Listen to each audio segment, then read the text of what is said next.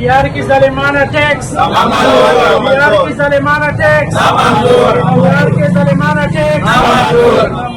د لکي مروت د سرای نورنګ زرګرانو نن د جون 18مه د اف بی آر لخوا د نو لګول شو ټیکسونو په ضد احتجاج پیل کړي او بازار یې په مکمله توګه بند کړی دی. د زرګرانو د ټولنې مشران وایي د اف بی آر وروستیو قوانینو ټول سوداګر د سختو اقتصادي ستونزو سره مخ کړي دي. د دوی په وینا حکومت باید د اضافي ټیکس په ځای د کاروبار د ودې لپاره اسانتیاوې برابر کړي. احتجاج کوونکو د حکومت څخه غوښتنه کړې چې د سوداګرو اندېښنې جدي وڅېړي او په دغه ټیکسي قوانینو بیا غور وکړي.